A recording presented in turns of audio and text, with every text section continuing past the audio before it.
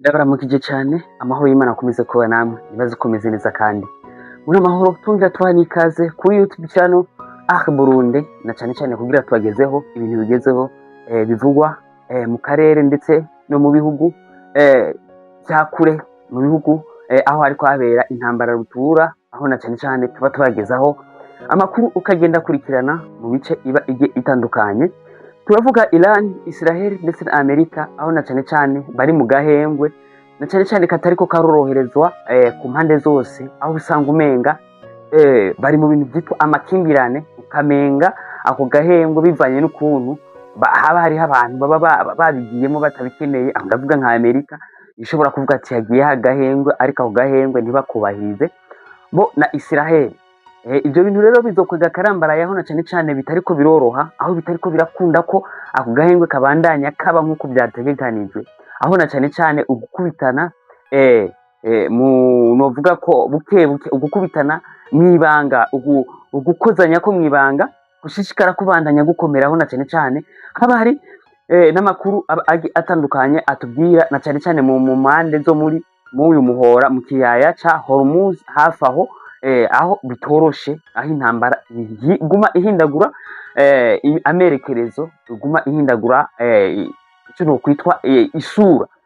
Turababwira ibintu bitandukanye aho cyane cyane ku muhora wa Hormuz aho na cyane cyane haba hari ibikorwa biba biriko birahakorerwa. Turababwira ko haba hari ibikorwa bigoma bikorerwa aho ku muhora wa Hormuz aho isi yose ibihanze amato y'ubudandaji canke se ibikomoka muri peterole bica mu wo muhora bigenda mu bihugu bitandukanye na cyane cyane biba bigize isi kugira ngo hashobore kuboneka ibicuruzwa bitandukanye canke haboneke icyo twokwitwa peterole, essence n'ibindi bitandukanye kugira ngo ibihugu bimwe bimwe bishobore kuba byoshikirwa n'ibyo bikeneye ku mpande zose. Mu muhora hugaraniweyo amato menshi cyane yikoreye ibicuruzwa aho na cyane cyane igihe bawugara hari iyo amato yararindiye kugira ngo asohoke. Murazi ko kugira ngo ubwato busohoke hasabwa ibindi bintu n'ibindi biharuro, ariko rero bakavuga ko hambavu yuko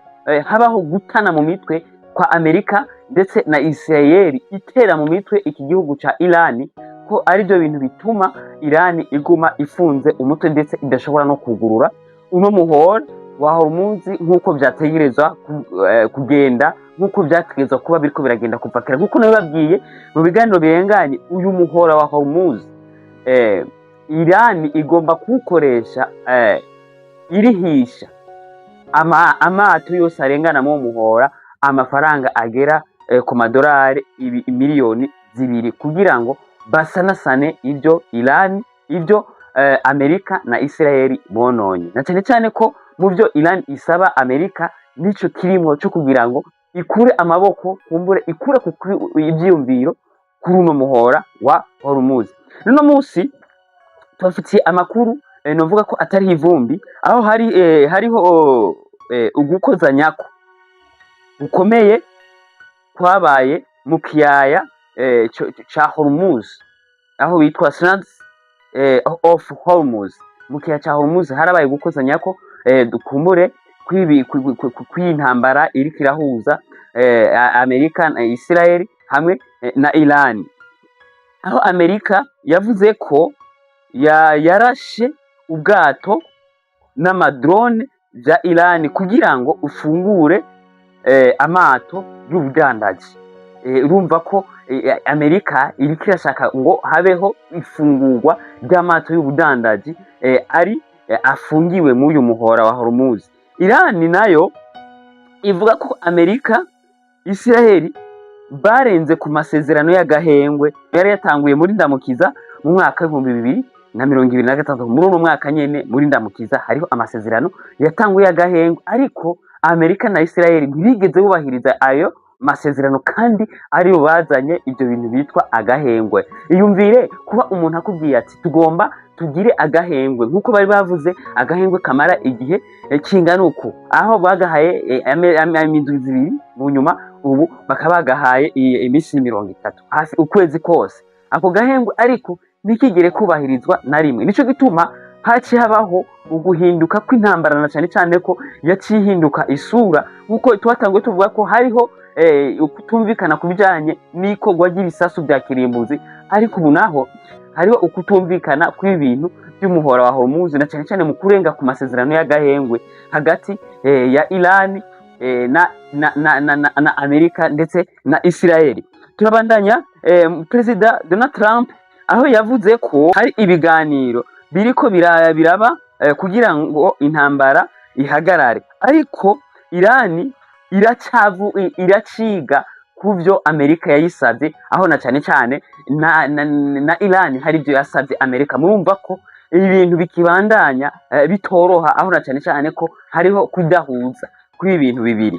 Turabandanya tubona kuwa igenekerezo cya 6 Rusama uyu mwaka nyene turimwo, Amerika yitwaje ibisasu bya kirimbuzi na cyane cyane mu gutera amatranka ya Iran yabikamwe ububiko bw'ibya petrole, aho na cyane cyane Iran yacirakara cyane iza kurasa ibihugu bizengurutse kugira ngo yihorere. Ukwihorera rero kwa Iran kuba gufise shingiro, ntabwo ari Iran ishobora kwiyumvira ngo irase igiturumbuka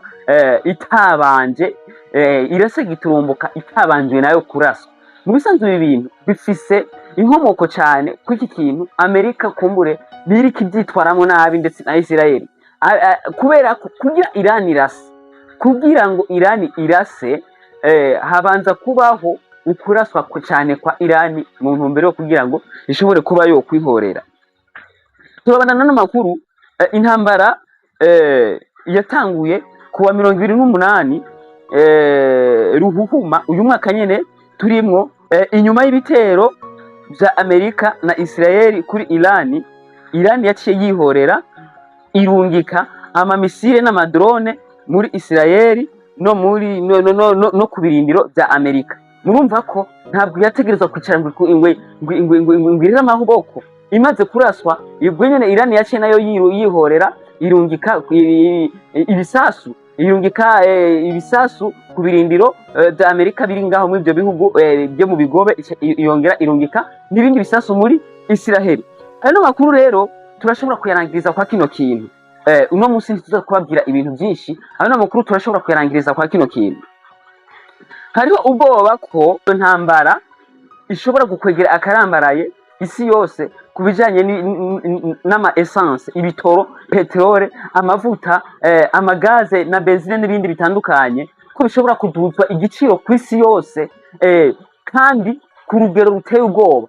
Ku bantu bamaze kudugirizwa ibiciro, muze kwihangana kuko ibi bintu bizoduga bisumbe uko mubibona, bizoduga cyane ku rugero ruteye ubwoba, kandi icyo tokwitwa ibidandazwa ku rwego rw'isi yose navyo nyene bizoduga ibiciro, aho abantu bavuga ati ibi bintu ntivyari bwabeho ku mateka y'isi. Ku rwego rw'isi yose hamaze kuba iduga ry'ibiciro ku mapetroli n'ibindi bitandukanye, murumva ko hazoba habaye ikintu gikomeye cyane, aho umuntu wese adashobora kuzokwipevera, adashobora kuzoronka amahera yo kugura ikintu. Urumva inzara izoca itera. Murumva ko iyi ntambara irenze kuba iy'isi yose. Iyi ntambara irenze kuba intambara y'isi yose mu bijyanye n'ibi bintu by'ibifungurwa ndetse iby'ubutunzi ndetse n'ibintu byose muri rusange, aho na cyane cyane ahantu ibihugu bitandukanye bitari bike novuga hafi ya byose hamaze kuba ibiduga ry'ibiciro ku bifungurwa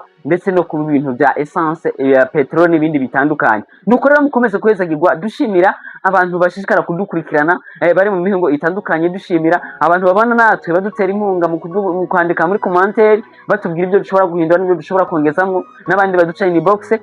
Dushimira abantu bari mu Burundi, bari mu bihugu bibanyi, dushimira abantu bari mu bihugu bya Buraya, tongera twihanganisha imiryango ndetse iri kirahombera mwa bino bintu, na cyane cyane aho n'isi yose izoshikirwa. Ariko hari ibihugu bibabara gusumba ibindi biriko biraterwa mu bisasu, turavuga Israel, Amerika ni ku ruhombo ruteye ubwoba, Iran nayo nyene iri kitakaza ibintu byinshi cyane, twihanganisha n'imiryango myinshi iri kiraburira ababo mwino ntambara muri rusange. Mukomeze kugira ibihe byiza, turaza gusubira mu biganiro bikurikira, mukomeze guhezagirwa cyane, turasubiye.